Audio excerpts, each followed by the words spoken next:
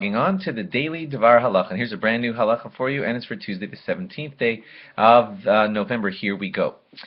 So this is going to sound a little weird to you, but everybody, of course, knows what an ice cream scooper is, and it's a dairy utensil, and you use it to scoop ice cream and whatever. That needs no explaining. If you were in a large Shabbaton kind of kitchen or something like that, you might want to consider using one of those. Now, don't fall out of your chair when I say this, but let's say they had a large batch of chopped liver, and they were scooping out scoops of that to people at the Shabbos lunch, and someone thought that an ice cream scooper would be perfect for that because, you want little scoops of chopped liver on each plate.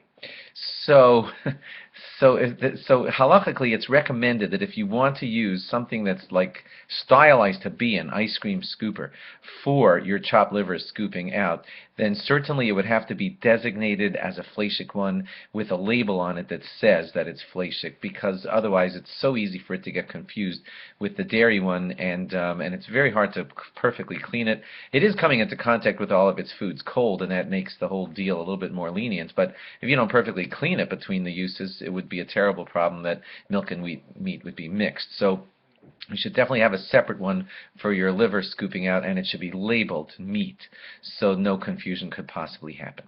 If you had a juicer, that's something where you would just like stick an orange in it, and you just squeeze it and it makes orange juice. So you could have one set juicer that makes your orange juice, and it wouldn't matter that that orange juice is sometimes being used at dairy meals and sometimes being used at meat meals. That's totally fine because it is a juicer and it's juicing parve drinks, and you just take those parve drinks to different kinds of meals.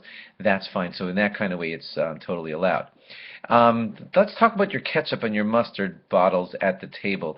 If they're squeeze bottles, then it's kind of safe-ish to have one ketchup squeeze bottle and one mustard squeeze bottle that you could use at meat meals and dairy meals, because the fact that you squeeze the mustard out or the ketchup out of the bottle makes it that nothing probably will happen if you hopefully you're not touching that squeeze bottle to the hot dog so that it's not later touching something at a dairy meal.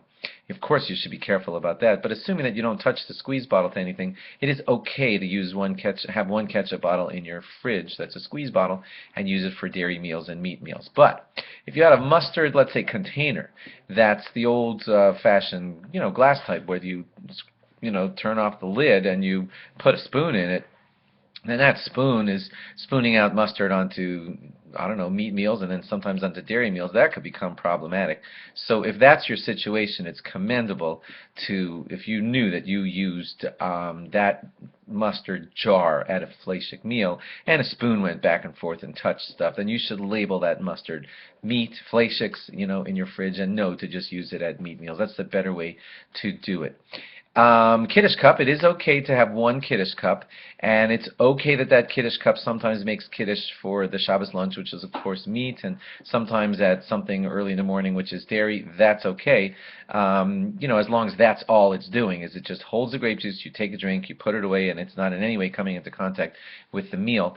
That's fine, but don't wash it sometimes with the hot water of the meat dishes and sometimes with the hot water of the dairy dishes. That could become problematic. Just decide that you're always washing it with X, one of them, or wash it with the parve dishes, so that would be wonderful. But don't be washing it sometimes with the hot water of the meat dishes and sometimes with the hot water of the dairy dishes. That could get you into trouble. Thanks for logging on, and log on again tomorrow for more. Bye-bye.